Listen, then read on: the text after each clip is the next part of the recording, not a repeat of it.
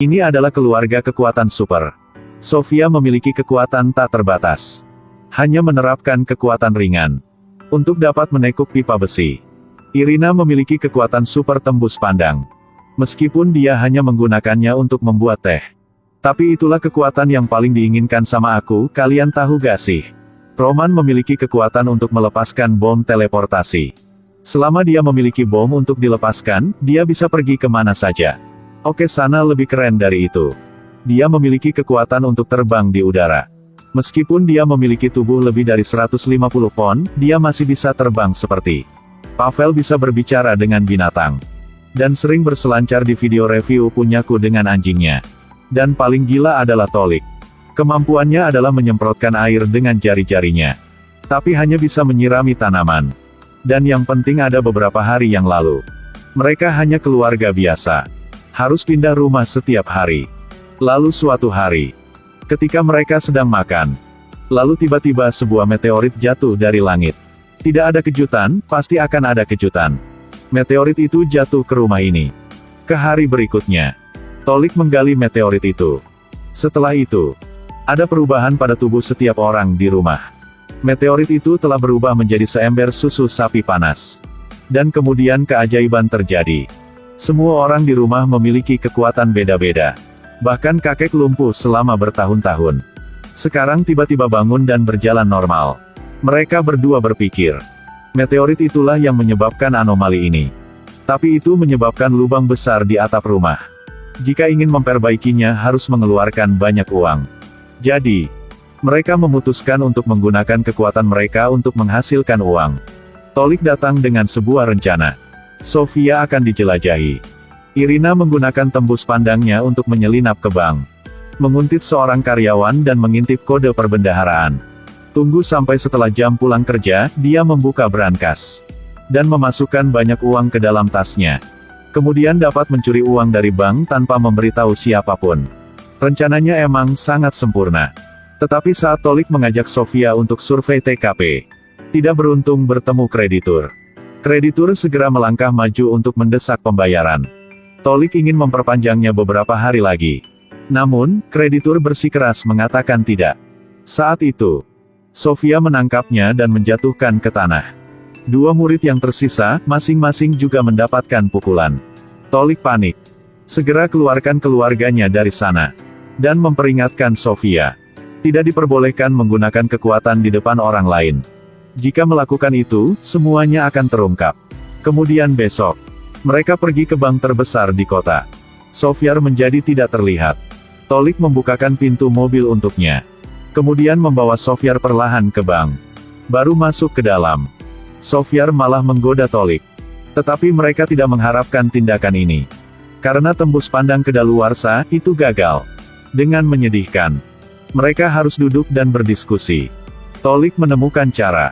Jika memiliki kekuatan seperti itu, maka harus percaya diri. Bahkan kakek juga setuju. Malam itu, seluruh keluarga pergi ke bank bersama. Mereka memakai jaring hitam. Dan mulai mengambil tindakan. Aksana memegang satu rantai. Lalu terbang ke ruang perbendaharaan. Rantai ke jendela. Sofia mendorong truk untuk memblokir gang. Kemudian Sofia menangkap rantai itu. Lalu coba tarik ke bawah. Menyebabkan jendela dan seluruh dinding ruangan berantakan. Lalu Roman menjatuhkan bom. Lalu tiba-tiba muncul di perbendaharaan. Sofia melempar Irina yang tak terlihat ke dalam. Aksana mengambil Sofia dan terbang ke perbendaharaan. Saat Sofia menekan kata sandi pintu, Sofia segera menendang pintu dan mendobraknya. Dia memeluk brankas. Dan melemparkannya langsung ke lantai bawah. Saat mereka masih ambil uang. Kemudian polisi datang. Pavel kemudian menggunakan bahasa binatang untuk memanggil sekawanan anjing liar. Untuk mengunci polisi di dalam mobil. Ketika mereka baru saja akan pergi. Kemudian bala bantuan polisi sampai juga. Kakek membuang banyak uang. Untuk membujuk para pengembara agar bergegas untuk ambilnya. Polisi datang. Keliru mengira mereka adalah penjahat dan ditangkap. Aksi kali ini berhasil. Membuat seluruh keluarga bersorak dan menari. Mereka akhirnya menjadi orang kaya. Tolik melunasi semua hutangnya. Lalu kenakan setelan bermerek. Minum secangkir anggur 82 tahun. Tiba-tiba dia melihat berita di radio. Menyadari anggota keluarganya ditangkap oleh polisi, Tolik membawa kakek ke pengadilan. Lihat mereka datang. Sofiar menjadi tidak terlihat. Roman langsung kentut. Kemudian tiba-tiba muncul untuk menghentikan polisi yang memegang pistol. Sofia membengkokkan jeruji untuk melepaskan semua orang. Sofiar menggunakan siluman untuk mengalahkan polisi. Mereka mengacaukan aula pengadilan. Tapi begitu mereka melangkah keluar, sekelompok polisi mengepung mereka. Pada saat ini, Aksana terbang ke udara.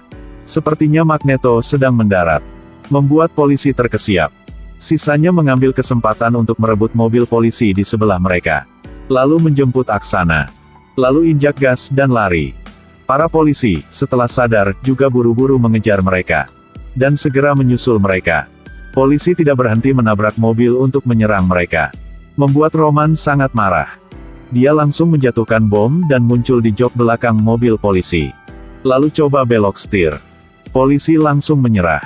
Meskipun telah memecahkan mobil, tapi sisa mobil di belakang masih menempel tanpa henti. Jadi Sofia mengambil tindakan. Gadis kecil mendorong ke depan.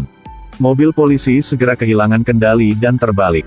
Tiba-tiba dua mobil polisi berhenti di depan. Tolik dengan cepat memegang setir. Mobil itu menabrak kios buah-buahan di sebelahnya. Buah terciprat ke seluruh jendela mobil. Tolik segera membuka wiper. Siapa sangka puter tidak memiliki air. Dia tenang kembali. Lalu gunakan jari untuk menyemprotkan air. Dan berhasil mencuci tumpukan buah-buahan. Semua orang sangat senang dan bangga dengan kekuatan dia. Polisi masih memblokir jalan di depan. Sofia kemudian mengulurkan tangannya. Dan ambil tiang dan kembali ke posisi semula. Mobil polisi di belakang tidak mengerem tepat waktu. Dan saling bertabrakan. Masih ada mobil polisi yang mengejar mereka. Tiba-tiba sebuah truk berhenti di depan. Aksana melihat ini dan segera mengangkat mobilnya. Mereka berhasil lolos. Tapi beberapa hari kemudian, mereka masih mengembalikan semua uang yang dicuri kembali ke tempat itu. Karena hanya dengan begitu mereka akan dapat kembali ke kehidupan normal seperti banyak orang lain. Cerita berakhir di sini. Ini adalah film tentang kekuatan super. Ini tentang keluarga yang semua anggotanya memiliki kekuatan yang tidak biasa. Dan mampu melakukan apa yang semua orang ingin lakukan sekali dalam hidup mereka, yaitu merampok bank. Tapi kemudian, mereka juga menyerahkan uang ini untuk bisa hidup normal dan damai. Berbuat salah itu tidak menakutkan. Menakutkan adalah salah, tetap mau salah. Untuk memperbaiki kesalahan, itu benar-benar membutuhkan banyak keberanian.